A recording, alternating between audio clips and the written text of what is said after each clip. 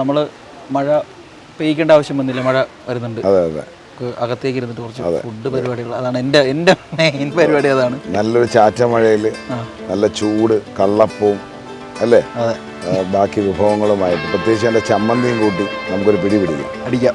റെഡിയല്ലേ?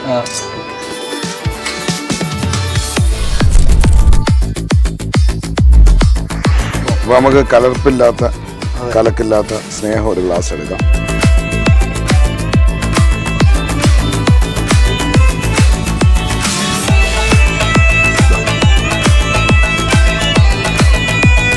പതുക്കെ ചവച്ച് കഴിച്ചാൽ മതി. മീറ്റൊക്കെ വയ്ക്കാൻ നമ്മൾ ജസ്റ്റ് ലൈം പിഴിയണമെന്ന് പറയുന്നത് ഇതിൻ്റെ മസിൽ ഫൈബേഴ്സ് ഉണ്ട്. ആ ഫൈബേഴ്സ് ബ്രേക്ക് ഡൗൺ ചെയ്യുമ്പോഴാണ് നമുക്കിത് കഴിക്കുമ്പോൾ ഒരു ടേസ്റ്റ് കിട്ടുക. മനസ്സിലായില്ലേ? ചുമ്മാ വേറെ കോതറച്ച്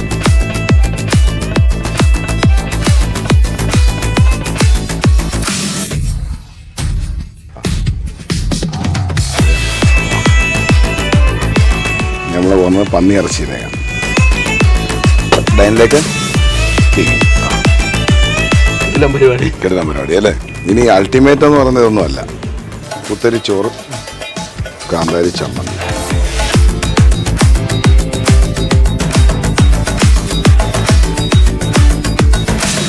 മുളക് കറി ഇങ്ങനെ മുക്കും.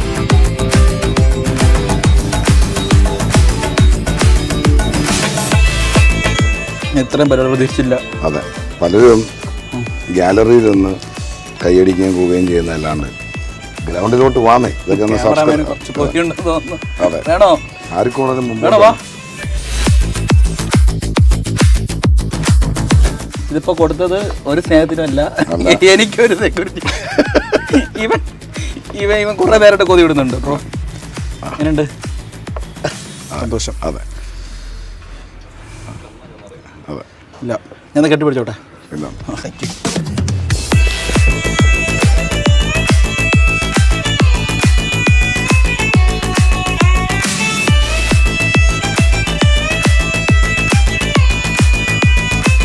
ഷെഫേ, അപ്പോൾ ഇത് എനിക്ക് ഇഷ്ടപ്പെട്ടു, ഫുഡൊക്കെ ഇഷ്ടപ്പെട്ടു. പക്ഷേ ഇതിനപ്പുറം ഇതിൻ്റെ മെയിൻ ഇൻഗ്രീഡിയൻസ് എന്ന് പറയുന്നത് ഷെഫ് കാണിക്കുന്ന സ്നേഹമാണ്.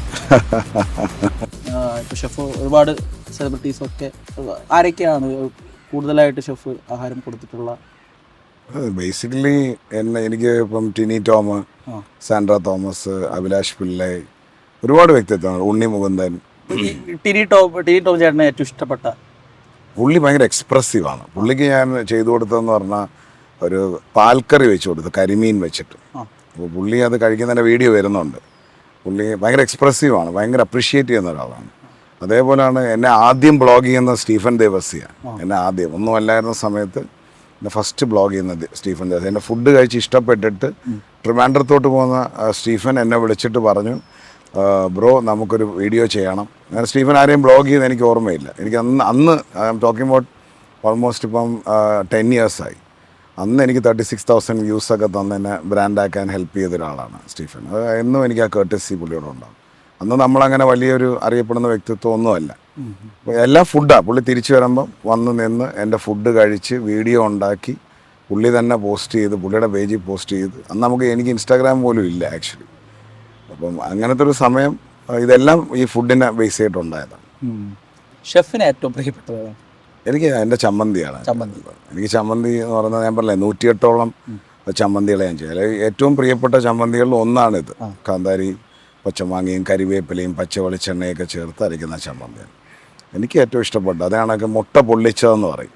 അതെ, മുട്ട പൊള്ളിച്ചത്. അത് നല്ല ചെറിയ ഉള്ളിയൊക്കെ അരിഞ്ഞ് തേങ്ങാപ്പീരയും വറ്റൽ മുളകും അതേപോലെ കരിവേപ്പിലയും പച്ചമുളകും എല്ലാം ചെറുതായിട്ട് അരിഞ്ഞിട്ട് ലേശം തേങ്ങാപ്പാലോ ഇല്ലെങ്കിൽ പശുവും പാലോ ചേർത്ത് മുട്ടയ്ക്കകത്ത് അടിച്ചിട്ട് വാഴയിലക്കകത്ത് ഒഴിച്ച് പച്ച വെളിച്ചെണ്ണയും കൂടെ ചേർത്തിട്ട് പൊള്ളിക്കും. നല്ല ഫ്ലഫി ആയിട്ടിരിക്കും, ഭയങ്കര ടേസ്റ്റാണ്. അതാണ് ഞാൻ സന്തോഷ് ജോർജ് കുളങ്ങരയ്ക്ക് ചെയ്തു കൊടുത്തത്. പുള്ളിക്ക് ഭയങ്കരമായിട്ട് ഇഷ്ടപ്പെട്ട്. പിന്നെ കെ നായർ സാറുണ്ട്. കെ നായർ സാർ എന്ന് പറയുന്നത് ക്വീൻ എലിസബത്തിന് ഫുഡ് ചെയ്തു കൊടുത്ത് ഷെയ്ക്ക് ഹാൻഡ് വാങ്ങിച്ച ഒരേ ഒരു ഷെഫാണ് ക്വീൻ എലിസബത്ത്. പുള്ളി എൻ്റെ ലൈഫിൽ ഞാൻ മീറ്റ് ചെയ്യേണ്ട ഒരു അവസരം വന്നായിരുന്നു.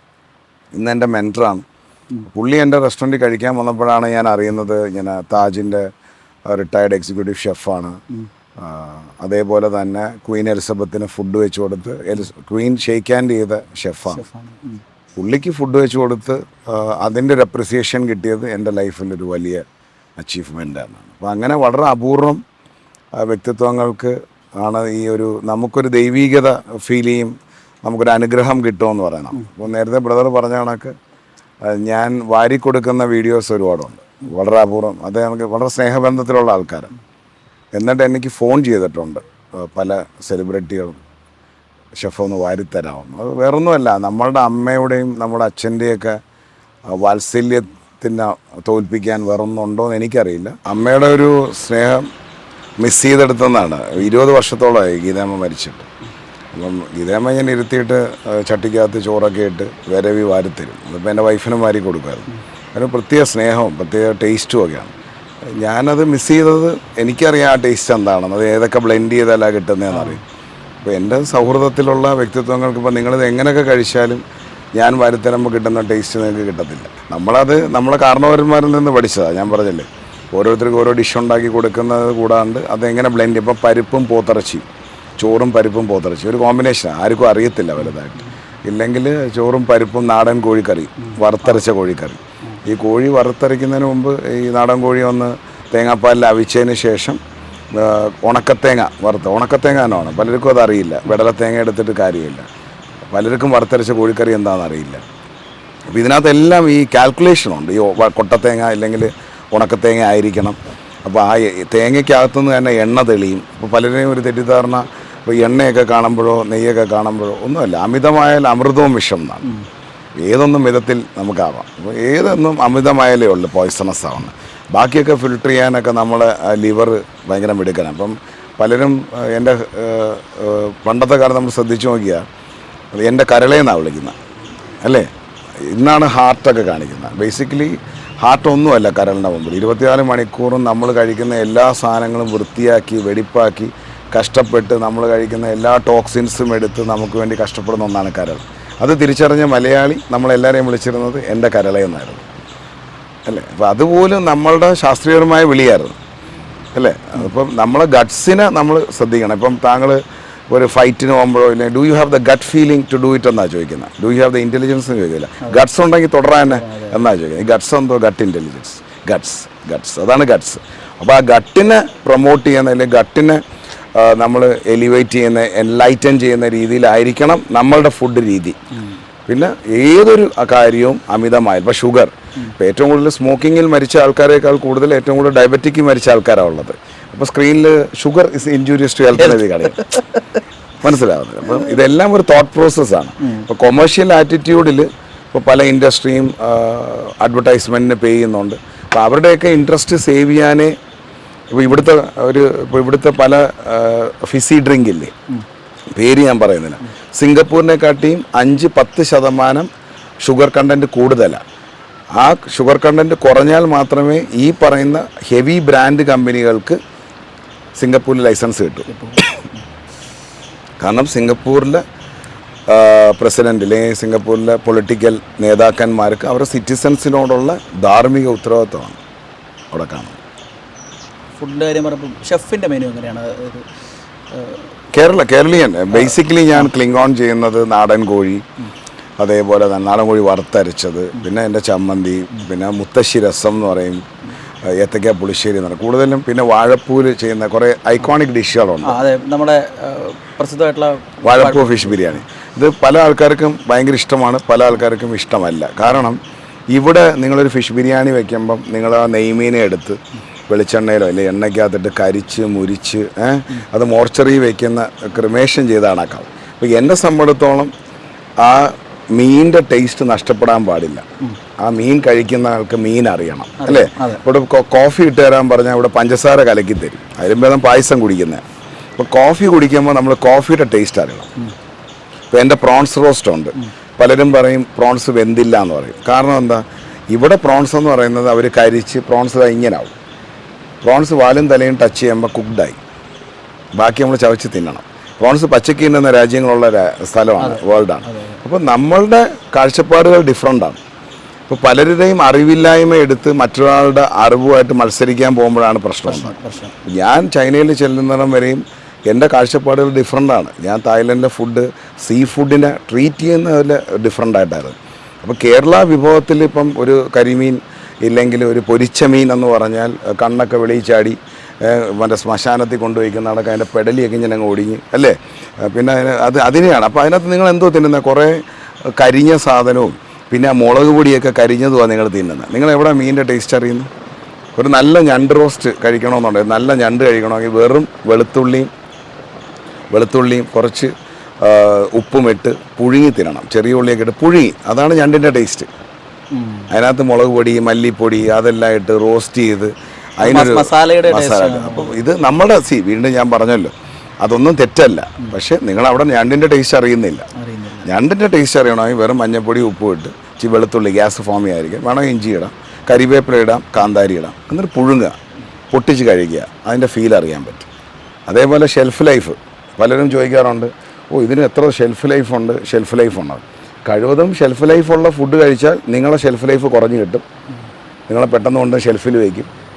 നിങ്ങളെ പെട്ടിക്കകത്താക്കിയിട്ടേ പെട്ടെന്ന് കൊണ്ട് ഷെൽഫ് അടിക്കടി ഇവിടെ മോർച്ചറിയൊക്കെ ഇപ്പോൾ അങ്ങനെ 2-3 നിലയായിട്ടൊക്കെയാണ് നമ്മൾ ഷെൽഫിൽ കൊണ്ടുപോയി. അപ്പം നമ്മൾ ഷെൽഫ് ലൈഫ് നോക്കിയിട്ടൊന്നും കാര്യമില്ല. പാക്കറ്റ് ഫുഡുകളിലെല്ലാം കെമിക്കൽസാണ്. നിങ്ങൾ പൊടിക്കുന്ന അരി 2 ആഴ്ച കൊണ്ട് പൂത്തു പോകുമെങ്കിൽ ബാക്കിയുള്ളവർ പൊടിക്കുന്ന അരിക്കകത്ത് എന്ത് മാന്ത്രികതയാണ്? മുതുകാട് സാറിനോട് ചോദിക്കേണ്ടി വരും. എനിക്ക് ആ മാന്ത്രികത അറിയില്ല. എൻ്റെ ഫുഡ് ചിലപ്പോൾ വൈകുന്നേരം വളിച്ചു. അപ്പോൾ പലരും വന്നിട്ട് ചിലപ്പോൾ കഴിച്ചിട്ട് പറയും, ഷെഫെ വളിച്ചു, സോറി മാറ്റിത്തരാം. എനിക്ക് മാന്ത്രികത്വം അറിയത്തില്ല.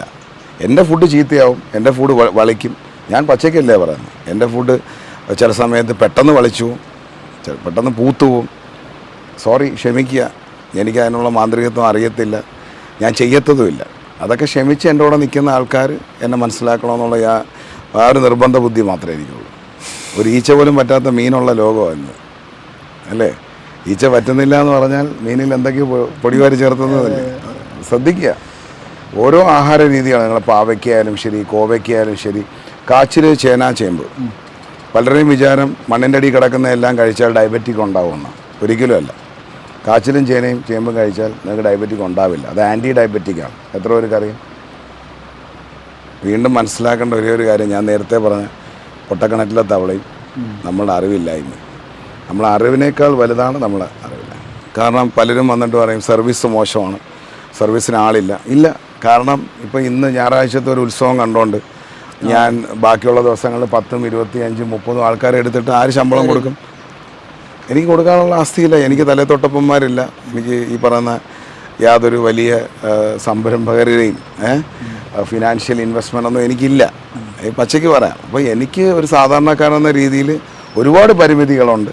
എന്നെ ഈ പരിമിതികളിൽ സ്നേഹിക്കുന്നവർ മതി. അതേപോലെ തന്നെ നിങ്ങൾ തിരിച്ചറിയേണ്ട ഒരു കാര്യം എന്താ പറയുക, ഇപ്പം ഒരു ഫിഷ് കൊണ്ടുവച്ചു. നമുക്ക് മിക്കപ്പോഴും ലൈവ് ഫിഷാണ്. ഈ ലൈവ് ഫിഷിൽ സോൾട്ട് പിടിക്കില്ല, ഇച്ചിരി സമയമെടുക്കും. സോൾട്ട് പിടിക്കണമെന്നുണ്ടെങ്കിൽ ഒരു 40 മിനിറ്റ് അല്ലെങ്കിൽ 50 മിനിറ്റ്, 1 മണിക്കൂറൊക്കെ നമ്മൾ മാരിനേറ്റ് ചെയ്യണം. അപ്പം നമ്മൾ ഫ്രഷ് ഫിഷ് എടുത്ത് ടപ്പേന്ന് അടിച്ചു കൊടുക്കുക. അപ്പോൾ ഈ ഫ്രഷ് ഫിഷ് ഭയങ്കര ഇഷ്ടമാണ്, എനിക്ക് ഭയങ്കര ഇഷ്ടമാണ്. കാരണം ഞാൻ കൂടുതലും ഏഷ്യൻ കൺട്രീസിലായിരുന്നു. അപ്പോൾ എനിക്ക് ആ ഫിഷിൻ്റെ ടേസ്റ്റ് അറിയാം. സോൾട്ട് വേണമെങ്കിൽ നമ്മൾ ഇട്ടാൽ മതി. ഇത് പകുതി അങ്ങ് തിന്നും. പകുതി തിന്നിട്ട് നമ്മൾ ആ സ്റ്റാഫിനെ വിളിച്ചിട്ട് പറയും, ഇതിനകത്ത് ഉപ്പില്ല, പുളിയില്ല, ഒന്നും ശരിയായില്ല എന്ന്. ഇത് നിങ്ങളെല്ലാം ജനങ്ങൾ അറിഞ്ഞിരിക്കണ്ടേ. നിങ്ങൾ ഒരു പീസ് കഴിച്ചു നോക്കി ഇഷ്ടപ്പെട്ടില്ല, സ്പോട്ടിൽ നിങ്ങൾ സർവീസ് സ്റ്റാഫിനെ വിളിച്ചിട്ട് സാറേ ചേട്ടാ ഒന്ന് മാറ്റിത്തരും. മാറ്റിയില്ലെങ്കിലേ ഉള്ളൊരു പ്രശ്നം. ഇത് മിക്ക റെസ്റ്റോറൻറ്റുകളിലും നിങ്ങൾ അന്വേഷിച്ചാൽ, നിങ്ങൾ ഇൻ്റർവ്യൂ ചെയ്യുമ്പോൾ ശ്രദ്ധിക്കേണ്ട, ഒന്നെങ്കിൽ മൊത്തം തിന്നങ്ങ് തീർക്കും, എന്നിട്ട് ബില്ല് കൊടുക്കുന്ന സമയത്ത് എന്തെങ്കിലും ഒന്ന് പറയണമല്ലോ. അപ്പം ഞാൻ ഇന്നലെ സംഭവിച്ച ബീഫ് തിന്ന് തീർത്ത്, ഞാൻ പ്ലേറ്റ് ഒന്നും കാണുന്നില്ല, ചേട്ടാ ബീഫ് വെന്തില്ലായിരുന്നു കേട്ടോ. ഞാൻ പറഞ്ഞു ചേട്ടാ അത് അത് കാണുന്നില്ല, ഞാൻ വേവാത്ത ബീഫ് കാണുന്നില്ലല്ലോ. അത് ഞങ്ങളത് കഴിച്ചാൽ പിന്നെ ബില്ല് കൊടുക്കണം. ഈ ബീഫിൻ്റെ ഒരു പ്രശ്നമെന്ന് പറഞ്ഞാൽ ഞാൻ നേരത്തെ കാറ്റിൽ ഫാമിൻ്റെ കാര്യം പറഞ്ഞ നടക്കാം, സ്റ്റേക്കിൻ്റെയൊക്കെ കാറ്റിൽ ഫാം ന്യൂസിലാൻഡിൽ, ഓസ്ട്രേലിയ. ഇവിടെ അങ്ങനല്ല. ഇവിടെ നമ്മൾ പോയി 10 കിലോ ബീഫ് വാങ്ങിച്ചുകൊണ്ട് വരുമ്പം അതിനകത്ത് മിക്സ് ഇറച്ചിയൊക്കെ ഇട്ട് നമ്മളെ അങ്ങ് പറ്റിക്കും. അപ്പോൾ നമ്മളിപ്പോൾ താങ്കൾക്ക് ഞാൻ 5 കിലോ ഇളയിറച്ചിയും 5 കിലോ മൂത്തിറച്ചിയും കൂടെ കൊണ്ടുപോകും. താങ്കൾ ഒരു പ്രഷർ കുക്കറിനകത്താണ് അടിച്ചത്. ഇനി അത് എൻ്റെ ഫോൾട്ട് എവിടെ നിൽക്കുന്നത്? ഞാൻ എന്ത് ചെയ്യാൻ പറ്റും? ഞാനൊരു കച്ചവടക്കാരനല്ലേ. ഞാൻ താങ്കളുടെ ടേബിളിൽ കൊണ്ടുവരുമ്പം 6 പീസ് വെന്തിട്ടുണ്ട്, 3 പീസ് വെന്തിട്ടില്ല. അപ്പോൾ ആ ബീഫുകാരനൊരു മനസാക്ഷി ഉണ്ടാവണം. ഇങ്ങനെ ബീഫിൽ നിന്നും പണി കിട്ടുന്ന പല അവസരങ്ങളും ഉണ്ടായിട്ടുണ്ട്. ഇതെല്ലാം ഹോട്ടലുകാരുടെ പ്രശ്നങ്ങളാണ്. നിങ്ങളെല്ലാവരും ഹോട്ടലുകാരെ പോയി പ്രൊമോട്ട് ചെയ്തില്ലെങ്കിലും നിങ്ങളൊക്കെ ചെയ്യേണ്ട ഒരു കാര്യം അവരെ സപ്പോർട്ട് ചെയ്യണം. ഒരു പ്രൊമോഷനും ഒരു ഹോട്ടലുകാരനും കൊടുക്കണം. അവർ സപ്പോർട്ട് ചെയ്യുക. അവരും നിങ്ങളെപ്പോലൊരു മനുഷ്യരാണ്. നിങ്ങളെപ്പോലെ അമ്മയുടെ സ്വർണവും ഭാര്യയുടെ സ്വർണവും ഒക്കെ പണയം വെച്ചൊക്കെ ആയിരിക്കും അവർ ബിസിനസ് തുടങ്ങിയത്. കാരണം ഞാൻ അങ്ങനെ തുടങ്ങിയ ഒരുത്തന്നെ. അപ്പോൾ എനിക്കതിൻ്റെ ഫീലിങ്സ് അറിയാൻ പറ്റും. പല സമയത്തും എൻ്റെ ബീഫിലും എനിക്ക് പണി കിട്ടിയിട്ടുണ്ട്. ബീഫുകാരനെ വിളിച്ച് ചീത്ത വിളിക്കുക എന്നല്ല, ചീത്ത വിളിച്ചാൽ പറയും നാളെ തൊട്ട് ഇയാൾ വേറെ പോയി വാങ്ങിച്ചോളാം. നമ്മൾ പിന്നെ കുരങ്ങൻ്റെ അടുത്ത് നിന്ന് കഴുതയെടുത്തില്ലെന്ന അവസ്ഥയാണ്. എന്നാൽ പിന്നെ കുരങ്ങൻ തന്നെ മതി എന്നോർത്ത് നമ്മളതങ്ങ് ക്ഷമിക്കും. നമ്മൾ വിളിച്ച് ചേട്ടാ, നമ്മൾ ടോൺ മാറ്റി, ചേട്ടാ നമുക്ക് നല്ല ബീഫ് തരണേ പ്ലീസ്, ചേട്ടാ കസ്റ്റമർ നമ്മളെ ചീത്ത വിളിക്കുക. നമ്മളെന്ത് ചെയ്യാൻ പറ്റും? അപ്പോൾ ഈ ഇറച്ചി തരുന്ന ഇപ്പോൾ ഫിഷ് നമുക്ക് നോക്കിയെടുക്കാം, നമ്മൾ പോയി എടുക്കുന്നത്. ഫിഷിൻ്റെ കാര്യത്തിൽ നമുക്ക് ടെൻഷനില്ല, പ്രോൺസിൻ്റെ കാര്യത്തിൽ ടെൻഷനില്ല. പക്ഷേ ഈ മീറ്റ് ഐറ്റം എടുക്കുമ്പോൾ, ഇപ്പോൾ മട്ടൺ എടുക്കുമ്പം 5 വയസ്സിൽ താഴെയുള്ള ആടിൻ്റെ ഇറച്ചി കിട്ടിയിട്ടേ കാര്യമുള്ളൂ. നേരെ മറിച്ച് നെയ്മീൻ എന്ന് പറയുന്നത് 5 കിലോയ്ക്ക് മുകളിലുള്ളതിനെയാണ് ബേസിക്കലി നെയ്മീൻ എന്ന് പറയുന്നത്. താഴെയുള്ളതിനെ ആരും നെയ്മീൻ എന്ന് പറയില്ല, വരിമീൻ എന്നാണ് പറയുന്നത്. അപ്പോൾ ഇതിനെല്ലാത്തിനും ഒരു കാൽക്കുലേഷനുണ്ട്. അപ്പോൾ ഈ റെസ്റ്റോറൻറ്റുകാർക്ക് കൂടെ ചേർത്തിട്ട് ആയിരിക്കണം ഈ വീഡിയോ. താങ്കളെപ്പോലത്തെ വ്യക്തിത്വങ്ങൾ കഴിവതും അവരെ പ്രൊമോട്ട് ചെയ്തില്ലെങ്കിലും ഒരു പ്രതിസന്ധി എന്ന് പറഞ്ഞാൽ അവരെ സപ്പോർട്ട് ചെയ്യുക. കാരണം ഒരു റെസ്റ്റോറൻറ്റിനെ ബേസ് ചെയ്ത് മിനിമം 20 പേര് വർക്ക് ചെയ്യുന്നുണ്ട്. അതിൽ ലാസ്റ്റ് ഉറങ്ങുന്നതും ആദ്യം എണീക്കുന്നതും അതിൻ്റെ ഓണറാണ്. ആ ഓണർമാർക്കും വേണ്ടി ഞാൻ ഈ പ്രോഗ്രാം ഡെഡിക്കേറ്റ് ചെയ്തിരിക്കുകയാണ്. നമ്മൾ ഈ ഇൻ്റർവ്യൂസ് ചെയ്യുമ്പോൾ എപ്പോഴും നമുക്ക് ഷെഫ് നേരത്തെ പറഞ്ഞ പോലെ നമുക്കും അറിവുകൾ ലഭിക്കും. പക്ഷേ ഇത് കുറച്ചുകൂടെ ഹൃദയത്തോട് ചേർന്ന് നിൽക്കുന്ന അറിവുകളാണ്. ഭയങ്കര സന്തോഷം ഷെഫായിട്ട് സംസാരിക്കാൻ പറ്റിയതിൽ, നല്ല ഭക്ഷണം തന്നതിന്. Thank you chef. Thank you so much. Thank you. ഒരുപാട് നന്ദിയുണ്ട്. തിരിച്ചും അഖില് നല്ലൊരു ഓറയുള്ള നല്ലൊരു വൈബുള്ള പേഴ്സണാലിറ്റിയാണ്. കാരണം നമ്മൾ പലയിടത്തും സംസാരിക്കുമ്പോൾ നമുക്ക് ഒരു കണക്ഷൻ കിട്ടണമെന്ന് പറയും. അപ്പം അതുകൊണ്ടാണ് കുറച്ച് പേഴ്സണലി ഞാൻ ഓപ്പൺ ആയത്. കാരണം ഇപ്പം നിങ്ങളൊന്നും എനിക്ക് മുമ്പ് പരിചയം പോലുമില്ല. എനിക്ക് പരിചയമുള്ള ഒരുപാട് ആങ്കേഴ്സും ഒരുപാട് സോഷ്യൽ മീഡിയ ഹാൻഡിൽസും ഉണ്ട്. പക്ഷേ എങ്കിൽ പോലും തീർച്ചയായിട്ടും പറയണം, ഒരു നല്ല സോളാണ് അഖിൽ. അത് ഞാൻ റിയലി എക്സ്പീരിയൻസ് ചെയ്തുകൊണ്ട് തന്നെയാണ്. കാരണം ഇത്രയും പണികളൊക്കെ കിട്ടി പഠിച്ചതിൻ്റെ ഭാഗമായിട്ട് നമുക്കൊരു ഓറ റീഡ് ചെയ്യാൻ പറ്റും, നമുക്കൊരു ഓറ ഫീൽ ചെയ്യാൻ പറ്റും. And you are A good human being. അതുകൊണ്ടാണ് ഈ റിക്വസ്റ്റ് ഞാൻ മുമ്പോട്ട് വെച്ചത്. Thank you so much. അപ്പം ഡൈനിലേക്കൊക്കെ ചെയ്യാം. ഞാനിത് കഴിച്ചു തീർക്കട്ടെ. ഓക്കെ.